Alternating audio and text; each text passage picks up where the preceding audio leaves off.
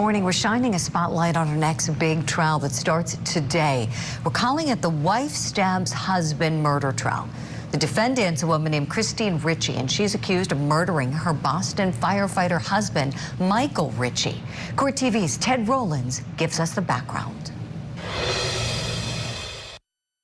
Year-old Christine Ricci is accused of murdering her husband on January 28, 2021. She allegedly stabbed 51-year-old Michael Ricci with a kitchen knife. He was a Boston firefighter for 23 years. They shared 3 children, and it was their 16-year-old who called 911 to report the stabbing. Local station WBZ was at Ricci's arraignment, which made headlines when she fainted in court. Your Honor, Miss Ricci having a medical emergency. Okay, come on. All rise. Court's in recess. Ricci has pled not guilty. She told police Michael was experiencing a manic episode. She was afraid and grabbed a 5-inch knife to scare him, but she says he lunged at her and the knife went into his chest. Prosecutors say no records exist to support claims of Michael being manic. He had 2 stab wounds, one to the left side of his chest and the other in the back shoulder. Neighbors were surprised to hear of the circumstances around Michael's death. Here is WBZ. Anybody around here will tell you they were in total disbelief that this could happen. I don't know what happened. I just have no idea if there was history or I don't have a clue. There is evidence that suggests the couple's marriage was in trouble. Their children reportedly told investigators their parents had volatile arguments. Ricci's defense says there's more to the case than what the prosecution is alleging, and Michael's death is the tragic outcome that resulted from a domestic confrontation. Ted Rowlands reporting there for us. Now joining me, 2 people very familiar with this case. I want to welcome them in now. Nationally known radio host and the creator of Road Patrol Live, John DePietro, back with us. And want to welcome on the program criminal defense attorney Joe Krowski, who you have seen on Court TV before, representing Gary Zarola. Joe, welcome to the program, and John, welcome back. Could we start, please, with the public sentiment with this case in Boston? You both being in that area, really hearing the talk about it. John, may I start with you, please? What are people saying about this case? You know, Julie, great to see you. So I spoke with some Boston firefighters, and they're mortified that here it is that she's trying to blame Mikey, as they would call him. You know, this was a highly respected Boston firefighter.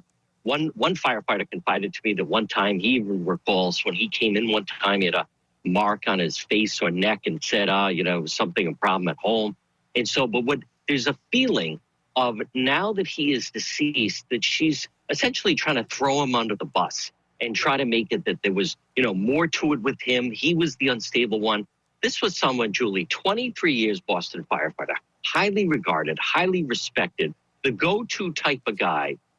There's just real anger that in the midst of this, that she is suddenly, it seems pretty clear what we think happened, but to try to make it seem that he was this type of unstable individual. You know, firefighters, they're very, very tight.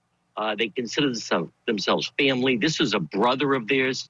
They're highly, highly emotional, upset that she is now trying to portray him as someone that was mentally unstable.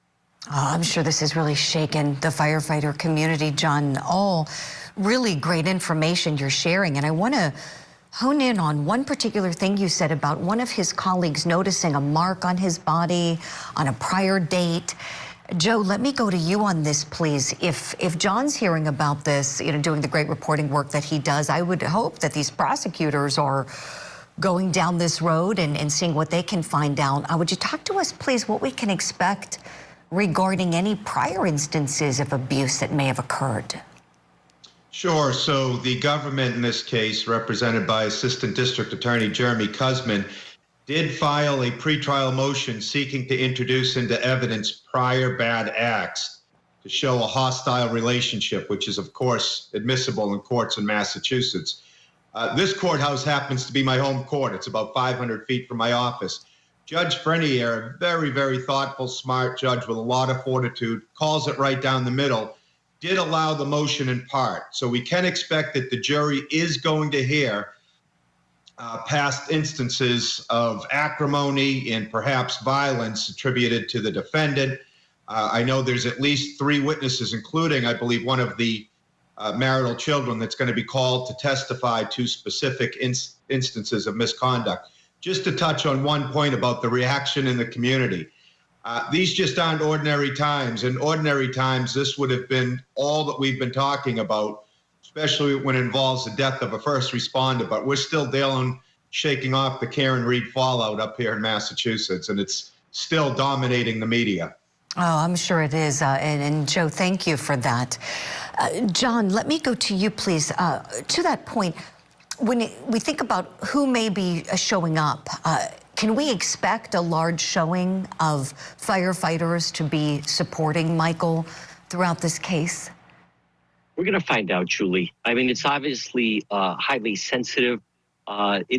Joe is exactly right. You know, one firefighter said to me, you know, that she's doing to him exactly what, as you know, with Karen Reed, she was essentially, you know, blaming John and even made mention of maybe in his drunkenness and that type of stuff. It seems to be the second high-profile case where the woman that's on trial starts to try to throw blame in the direction of the victim. And Joe's exactly right. Once again, this is a first responder. So it is the heat of summer, and Joe's right where some of the media attention has come. But I can tell you, Julie, that people in the neighborhood, they were really dumbfounded and shocked at this, only because he seemed to be just a go-to type of guy, really responsible. You don't do 23 years as a Boston firefighter with having your act together, being someone that's really responsible, and they're still mourning the loss of this hero. A hero he was. John, thank you for that. You're exactly right. That is what Michael Ricci was and will be remembered as. Joe Krowski, let me go back to you, please, on the self-defense claim that Michael's wife is making here. How viable do you think this claim is going to be in the trial? Well, I think it's going to be very viable, but there's an asterisk, of course, that's conditional on what comes into evidence. A lot of the materials that were sought by the defense are under a protective order because there's privacy interests. But it does look like the defense sought records pertaining to the deceased as well. You know, we recognize the battered woman syndrome in Massachusetts, which means that an ordinary person might not believe that they are in fear of imminent harm or death, but a person in a situation, in a relationship that's experienced abuse might. And I'm not discounting what John said at all, but unless you live within the 4 walls of a home, you really don't know. And look, we've got Ashley Benefield, we got Nadia Clancy in the next town over in Duxbury. This didn't just start happening. There's really a psychology behind it. And I noticed from the docket sheet that the defense is calling at least 2 psychiatric experts on behalf of their client. Oh boy, this is a great preview you're giving us, Joe. As a matter of fact, one of our other court TV trials that recently wrapped up had that component you were just talking about, the battered spouse syndrome in this defendant in that case. I know all cases are different. The facts aren't exactly alike, certainly not, but she was acquitted. We'll have to leave this one there for now in terms of discussion, the case against defendant Christine Ricci. But it's been wonderful talking with you both. I hope we can continue the conversation as this trial opens up.